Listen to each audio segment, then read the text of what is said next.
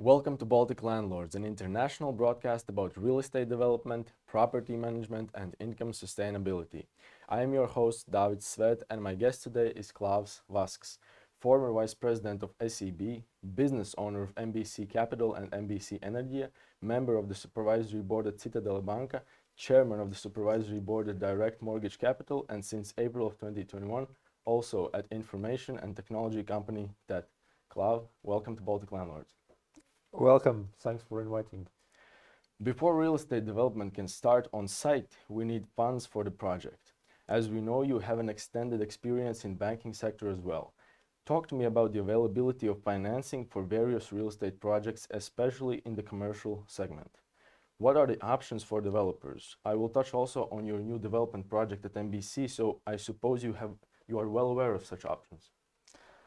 Well, definitely. I think funding and financing is one of the most crucial aspects of real estate development. And basically, if I compare 15 years ago when I started in real estate and different projects, then the funding was more freely available.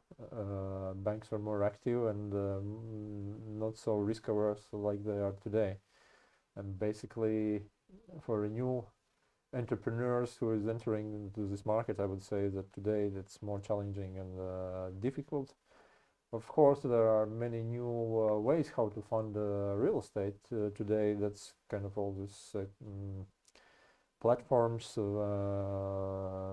crowdfundings and so on. But of course, this money comes with quite a high interest and a short maturity. So basically, that's probably are better for some short-term developments, like I don't know, residential, some single residential projects.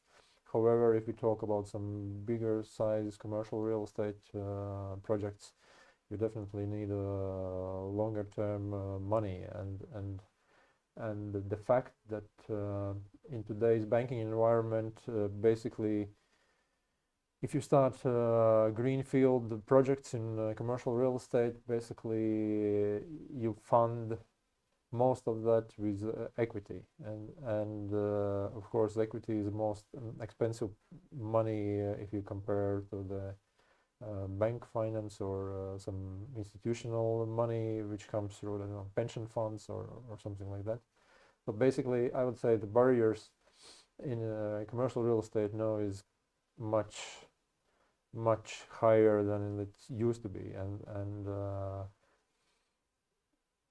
however, we see that there are real estate funds who right now dominate in commercial real estate space, and basically these are funds who attract money from wealthy private individuals and as well from the pension money from the Scandinavian banks, and basically the private entrepreneurs are in much kind of higher competition for the equity if we talk about some new developments. Okay, in Riga we see a tendency of development and revitalization of brownfields in the city. We see progression at web quartals and other former industrial areas of Riga. And do you see this as a tendency rising until the whole infrastructure is renewed, or does it largely depend on the location? I think the old saying that location is still valid for real estate, but I would say that second important issue is a concept there. And if you have valid concept, if you have a valid and good infrastructure to offer, then of course that's much easier to build and to develop something if you know what you are doing. And basically, many of these old Soviet type factories are in good locations, but very few of them are kind of developed in new, modern, sustainable commercial real estate projects. WEF is one of the examples. I think our Mūku Sala business centers, which is former Riga radio factory buildings, is also a good example. The shopping mall Alpha, that's also used to be the big factory, but taken down and built a big shopping mall. But there are quite many still abundant buildings and industrial buildings around across Riga, which are owned by somebody. But I mean, lack of concept, lack of money, basically they are just rotting there. Do you see other areas with potential business clusters like in Mūku Sala or Rev quartals in other areas of Riga? I mean, Riga is a city divided by the river, and basically maybe different to the Vilnius. We have and Tallinn. We don't have the one central business district. So we have a new area around the Skanstes region, which is building quite slowly. The Hansa Street, which is a pillar kind of owned site. I think in Riga there are spots which are kind of developing, and of course there are some places. If you enter Riga, for example, Jugla, there is still some former factories and land plots available for industrial and commercial real estate buildings. However, I would say the other parts is main roads into Riga are covered already with some kind of already developing stories. But I would say Riga is too small, and basically everyone is competing for the clients, and I think the distances are not so far away from each of the space. So I think basically it's more the infrastructure, what you can offer, the service quality, and that's kind of main attraction for the tenants at the moment. Yeah. And from the viewpoint of financing options and average costs, is it smarter to look for these brownfields and evaluate the renovation possibilities, or are new developments more advantageous than renovation processes? It depends. There are buildings which are kind of with a good core or structure. Basically, you can use for renovation. So basically, taking away all the internal networks and kind of rebuilding the building on the existing core of the building. Yeah. However, many Soviet time buildings they are built with kind of unified projects, and I would say very few of them are kind of convertible to modern industrial or commercial space. Yeah, and therefore I would say you need to really kind of evaluate these options, talk with architects, understand your concept, what you can do with the old building. Of course, sometimes it's much easier that you have a building already, you have some infrastructure around the building. That's sometimes easier than to start it from a greenfield or from the zero. Yeah. However, there are, as I said, there are disadvantages that it's much harder to get the right concept for that building to be attractive to the tenants. Riga and its stand in the Baltic states as a place for providing services. What can you say in this regard? Do you see untapped potential as for the strategic location? I don't know what happened between 2012 and 2018 with Riga, but I mean there was a huge gap between what happened in Vilnius and Tallinn. And if we compare 2012 we were approximately on the same level with Vilnius on a square meters of offices and so on, which basically serves for new business centers and business service kind of tenants and business developments. Either it was that time's Riga's kind of municipality and majors, whatever, not interested to build Riga as a hub or other priorities. I mean, we really stayed behind our main competitors. From one side, I mean, we lost something, but from other side, of course, there are some untapped potential for Riga still, because we have this huge gap. And what we see now, we see that a lot of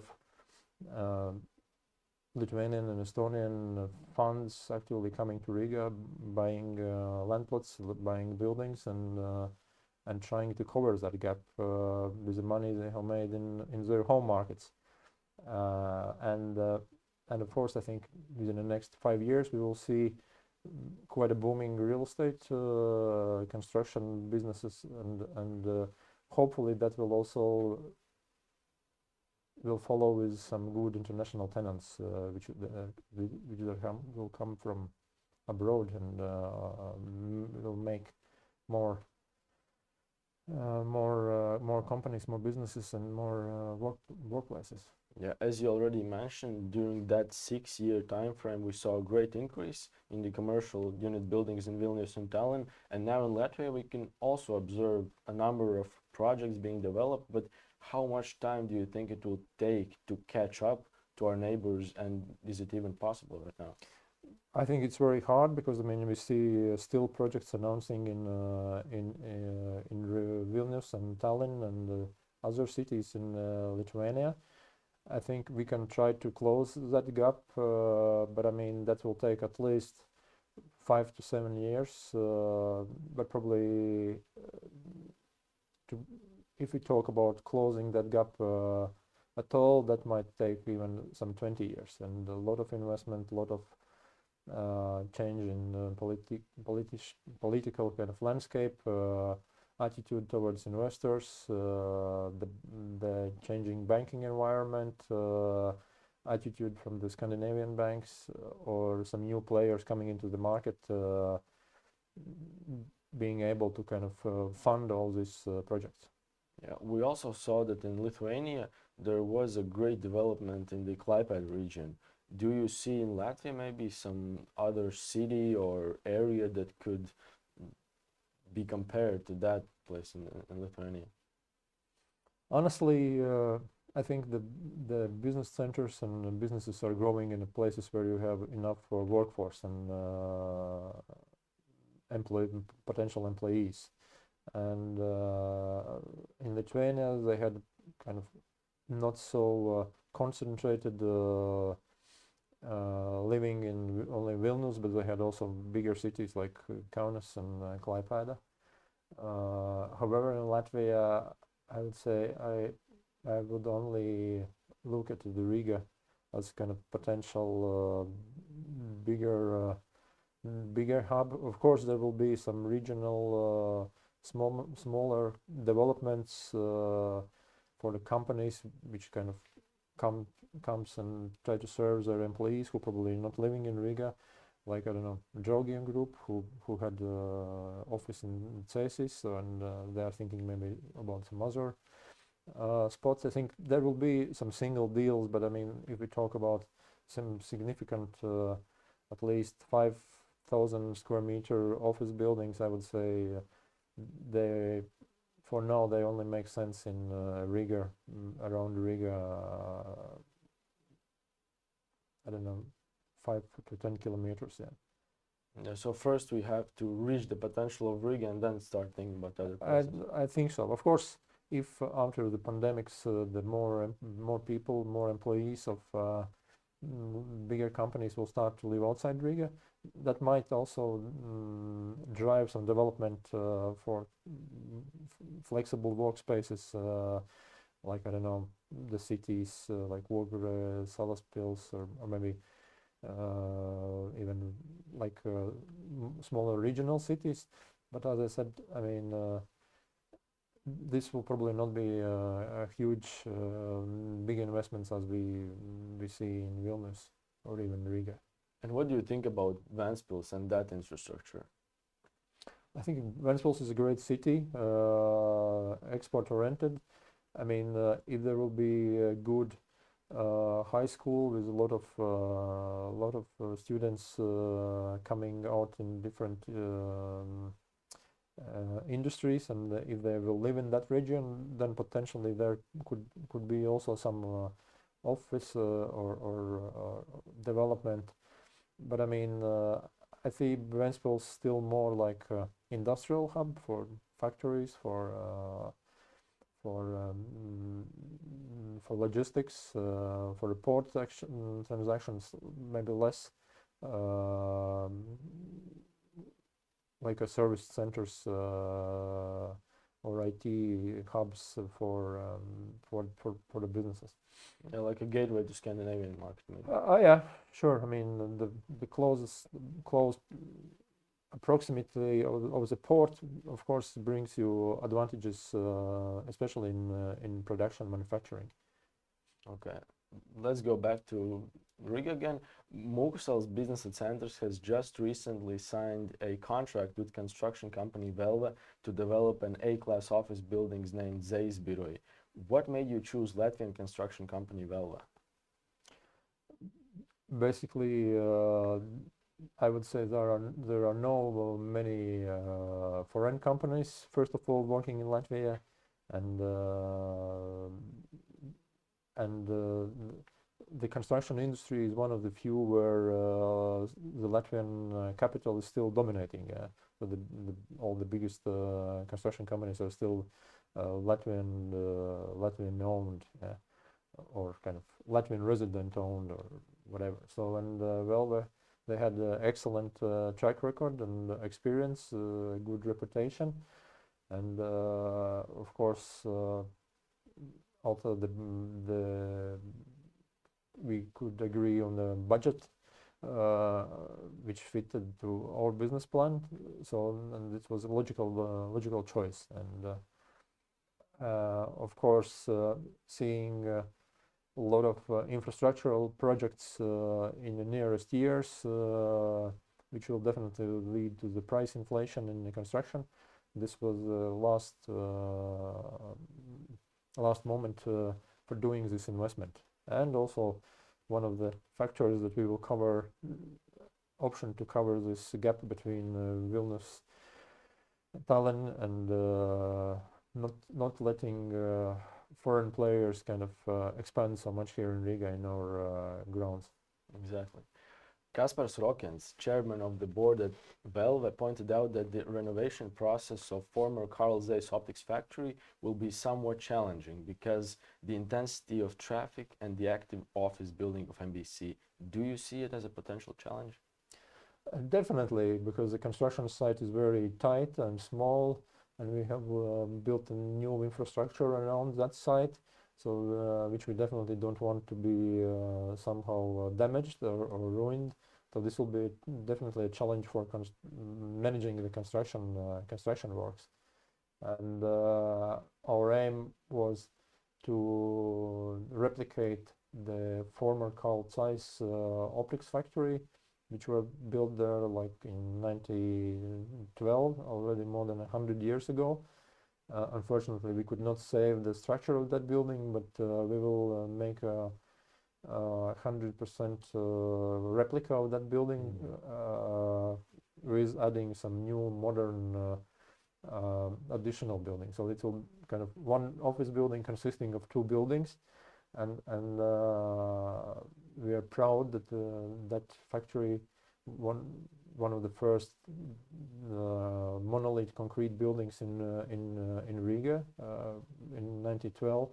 So we were proud to renovate this, and like our respect to the innovators and to the people who built that in more than 100 years ago, and we still see that it's an attractive design and function we will achieve with that. So I think that would be a great building. So the factory is taken down completely to rebuild it. Yes, from exactly. zero. Yeah. So we did a full how to say scanning of the building with all their instructions, and it was kind of redesigned on by the architects again on in the PCs and computers and the projects, and that will be, as I said, full replica of 1912 building, built as a cult size optical factory, and later being used as a radio manufacturing factory until 90s basically. And how many commercial units are planned to be there? I mean, the total building is leasable space will be about 5,100 square meters. It's not a big building, but it will be a special building, and because of this historical building and the new part of it, and this will be the A-class energy, BREEAM certified excellent, to the class excellent. So basically that will be very well-being office building inside as well, very energy efficient, and basically we don't know yet how many tenants, but practically it should be like more than 5 or 6 tenants, because we will not divide it in small lots, but I mean it will come, the smallest lot will be about 300 square meter, so it will be already for some established businesses with starting from 20 or 30 employees. Yeah. Okay, and I also saw that a month ago you published on your LinkedIn feed that you have just started a new project of solar panel installations, which will reach a power of 240 kilowatts. I see it as a statement that Mūku Sala's business centers is progressing in sustainable long-term management. Did you always have this vision about renewable energy usage, or did it come to you just lately? I'm entrepreneur by my nature, so I like new things. I like to think about different ways how to make money, how to become greener, how to kind of make the buildings and our life more sustainable, and basically we have thought about the solar already like 7-8 years ago, but then the technologies and prices were not so attractive, and the payback periods were much higher.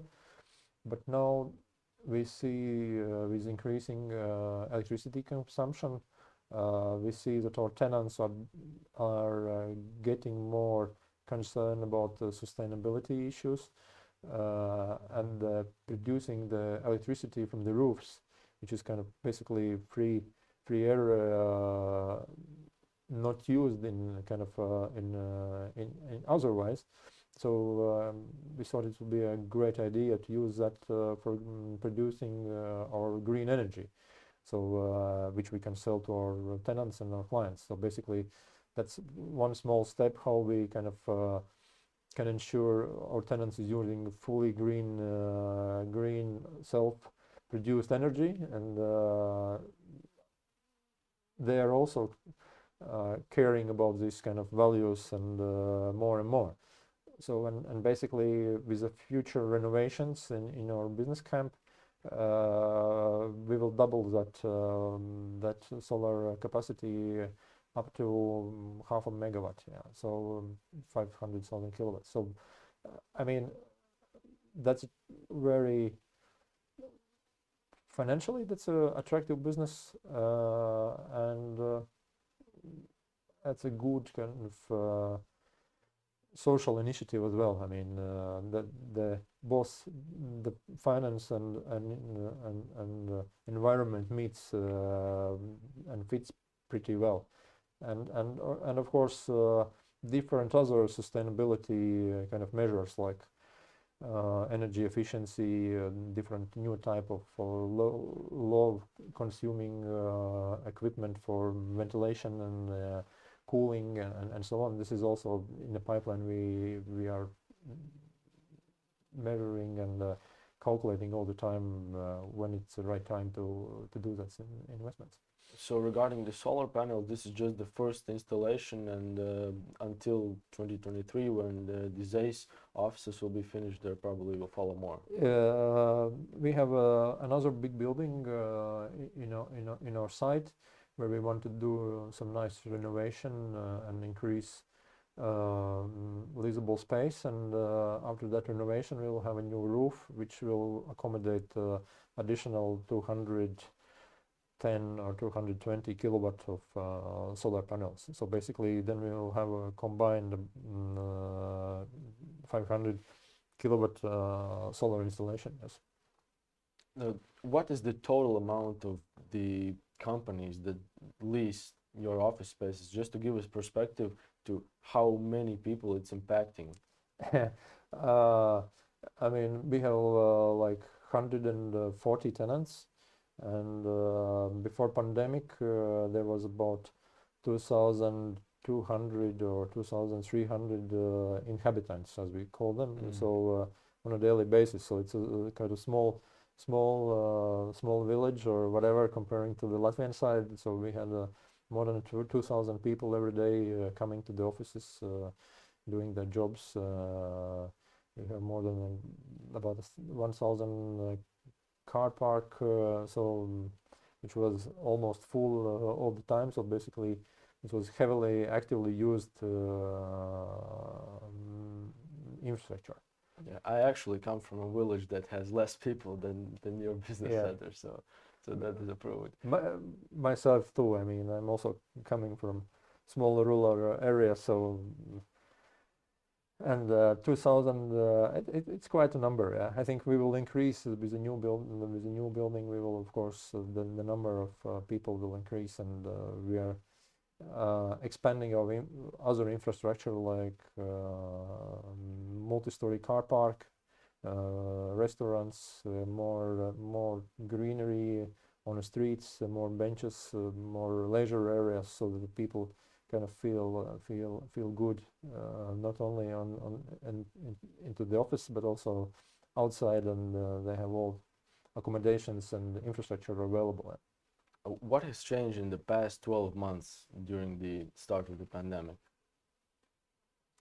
I mean, from the office occupancy point of view, of course, we see some tenants moving or changing space to the smaller or restructuring, but still we keep very high occupancy of the leases.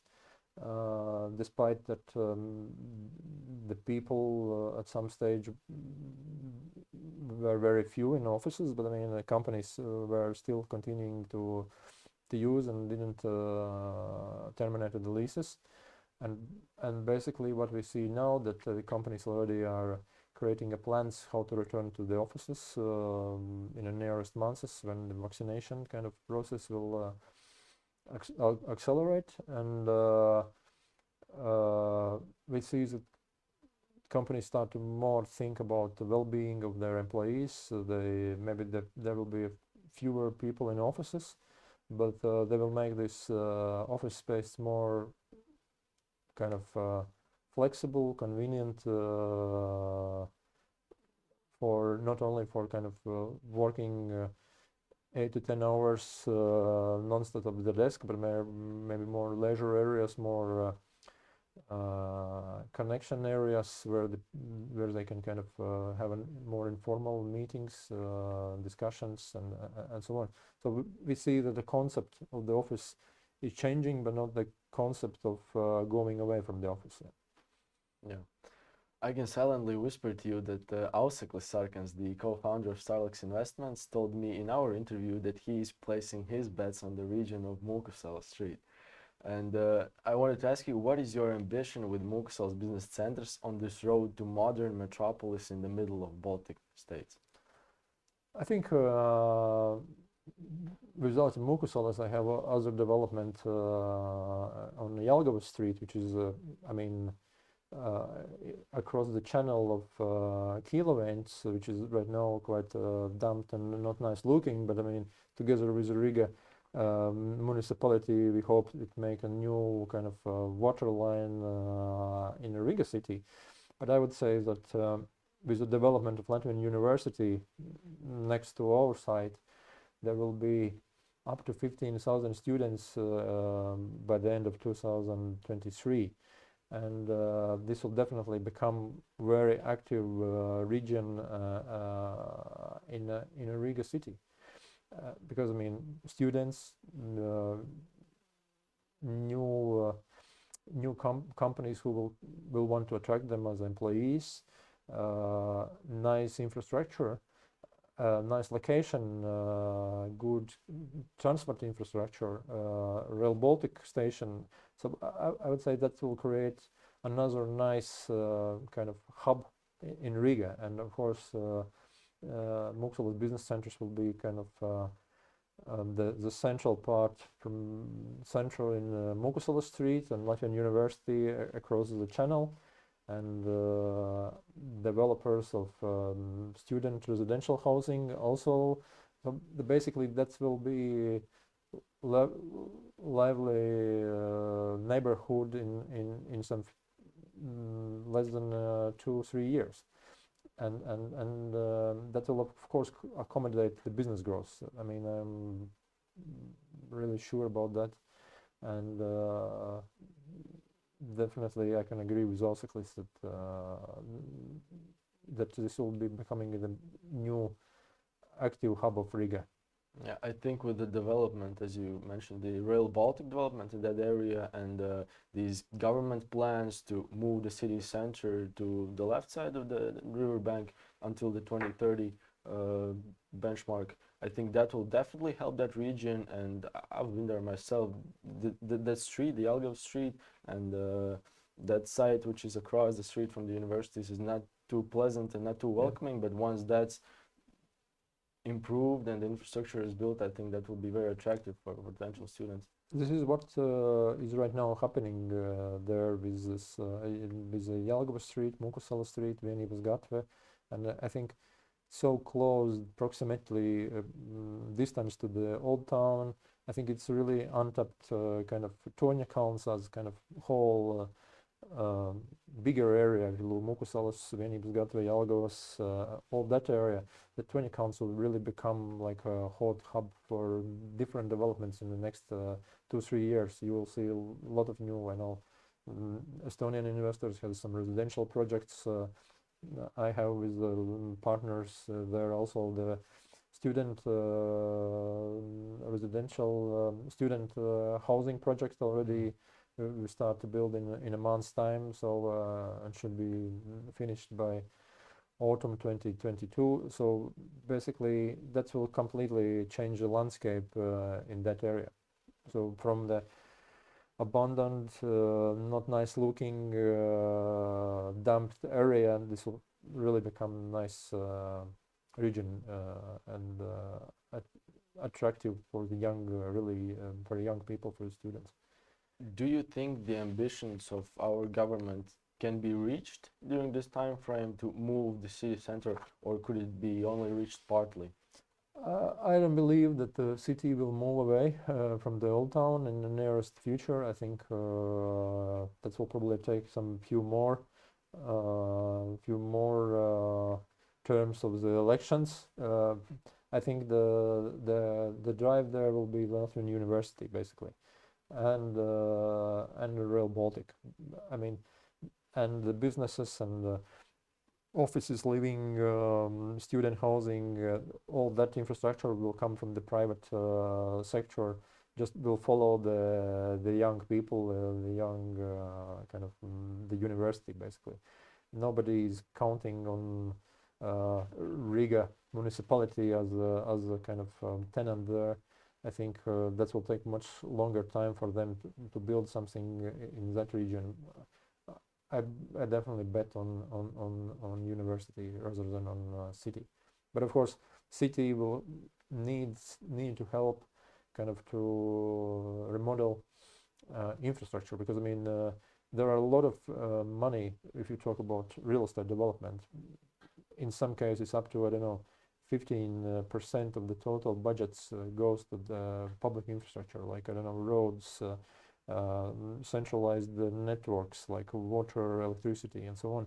Basically, if the city will kind of build and help entrepreneurs kind of with the public infrastructure, I mean, the private investment will follow in a buildings, in whatever new public buildings and so on. So basically, that's a way how the things should work. Let's talk about property management. How do you see the future of property management? What we see from surveys of our clients, that property manager is a very kind of critical aspect for them to kind of to being a tenant or choosing one or another locations. And within a years we have been managing our properties ourselves. So we have a small, very efficient team. Of course, there are services we outsourced, for example, I don't know, engineering, networks, water, sewage, whatever. You have a good kind of suppliers and contractors, but I mean, the management of the tenants, the management of everyday kind of needs, or small repairs, or small electrical kind of works and so on. You have all own team, and we find it kind of very efficient in a way that today, to satisfy a client or tenant, you need to act immediately. So nobody wants kind of if you, like in a home, if you lose an internet, I mean, it's gone. I mean, your evening is spoiled. You cannot watch your kind of movie or sports game or whatever. And in a business, I mean, people pay the money so that they can do their jobs. So and we have created an environment and a service that we react immediately if there is some problems to the tenants, and this is what they really evaluate, and this is what they really kind of say that they like with Mūku Sala Business Center, that we have this excellent services. Because I mean, you can provide a space, but I mean, if you don't have a proper management around that space, quality air, good quality infrastructure, so the people just, I mean, they go away. I mean, they want kind of the people to talk. They know that there is we can solve their problems, and I think that this is one of our kind of advantages. It is evident that the large property holders like yourself, for instance, are expanding and growing the number of units under management. For me, it is clear that there are two paths to choose from: more people or digitalization or automation. Which one would you be willing to take? Definitely the second one. I mean, we have gone, or not completely, but I mean, we are trying to go paperless. We manage our employees or service requests through the kind of IT systems, mobile apps and computer systems of the clients. They don't need kind of write an email. They can just enter the requests in the IT system, and administrator kind of assigns this kind of jobs to the respective kind of employees. We can track the performance of our employees through that one, and also we can track the service level we are providing to the clients and to their requests. So I mean, I want definitely to keep my headcount as low as possible, but I mean to automate different processes. So we have started to use our in-house developments in different IoT technologies to manage the buildings, like, I don't know, ventilation systems and lighting and so on. So basically, so that we can cut out the people, I mean, going checking something, but we rely more on machines, on the data, and that's kind of separate initiatives of myself. Maybe they are not, this is not yet a product you can maybe sell to somebody else, but I mean, we are testing a lot of different new technological kind of features, how kind of to minimize people and kind of workforce in different areas, especially when we have like 10 buildings in our site, so and there will be one more. So basically, it's not that when you have one building you can easily check. So, and this is why we are automating all the processes, and IoT technology is one of the kind of hottest we are working right now. Yeah. So basically, the goal is to move everything to remote control, essentially. In a large extent, of course, not losing kind of personal touch to all of that, but I mean, all the services where we can exchange people with machine, or at least monitoring of the systems and the processes. I don't know, starting from security, utilities, whatever. I mean, we try everywhere adapt smart appliances so that we can monitor what's going on. Do you think complete automation is possible? I mean, that's probably not possible, but I mean, I see that we can automate on the levels that we can keep our team very small, professional, and basically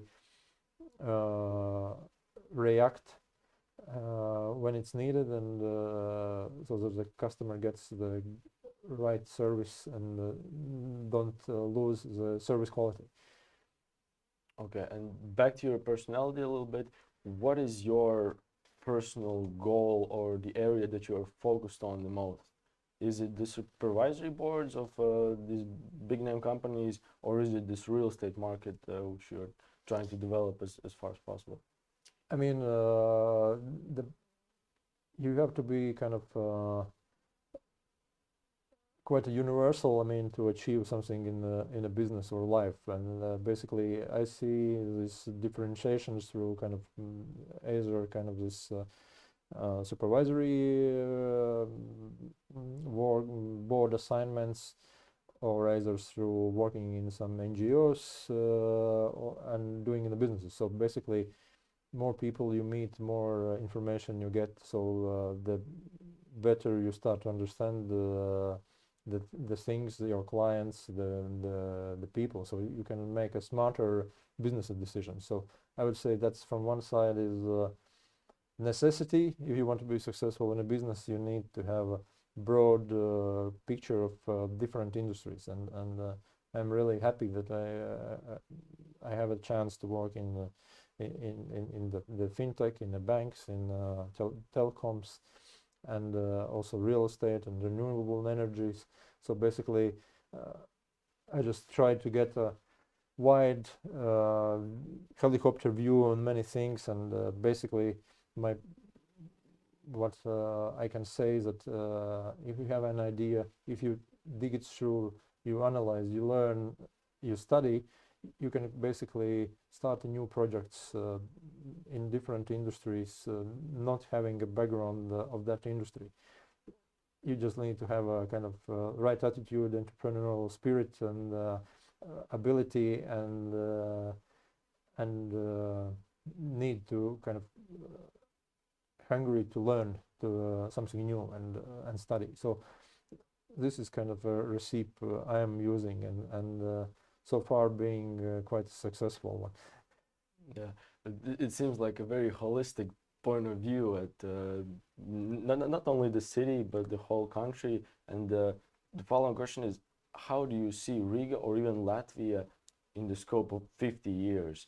Do you see any partnerships going north, or any help from neighbors, or maybe collaborations between neighbors? I think that, of course, capital which will come into the Latvia will definitely command the growth or kind of development of Riga, Latvia, and so on. So basically, if that will be, I don't know, more Baltic capital, then we might see the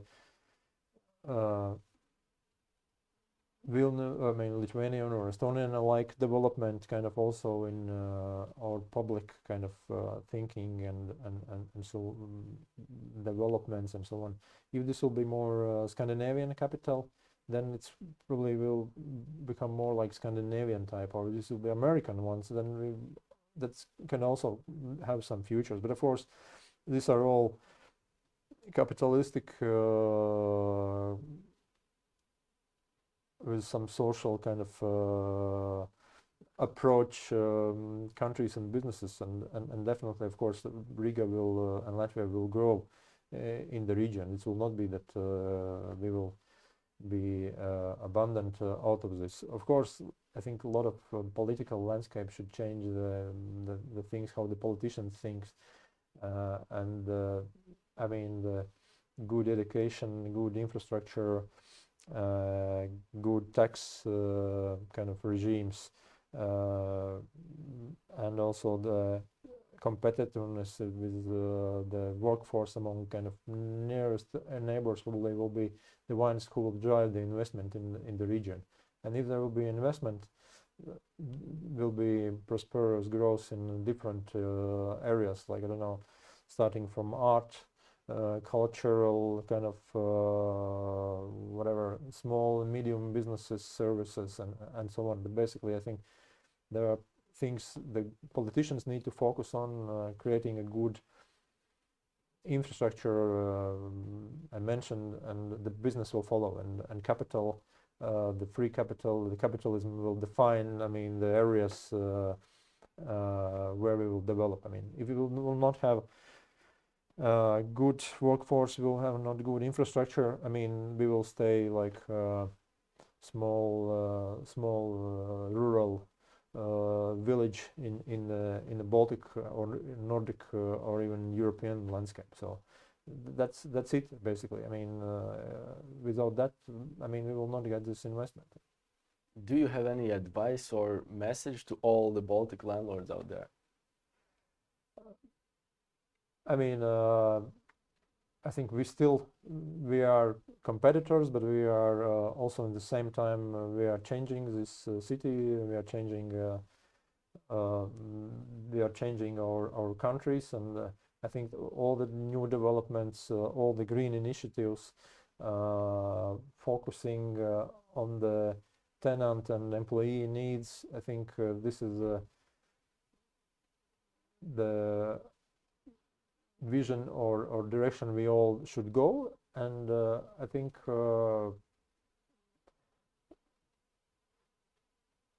let's kind of compete with our kind of ideas and visions, not with kind of with something else. Yeah. So I am really kind of thrilled and inspired about what I'm doing and what I see the other landlords are doing, and I really kind of like this environment and business, and I think we will achieve quite a lot together. I completely agree with you, because I think we are all in the same boat here in Baltic states, and every new idea, every new project and green initiative contributes to the bigger picture. Exactly. So where can people find you? On LinkedIn. Or I don't know, in my office when I'm working on Mūku Sala street, or in Tate in Zirnavo, or Republika Slaukums in the Citadel. So I'm all around the places basically. Okay. But I'm kind of quite accessible person in that way, so you can reach out and ask questions if needed. Okay, I appreciate this conversation, Klāvs. Thank you for sharing your time with me and Baltic Landlords. Thank you for inviting. Thank you.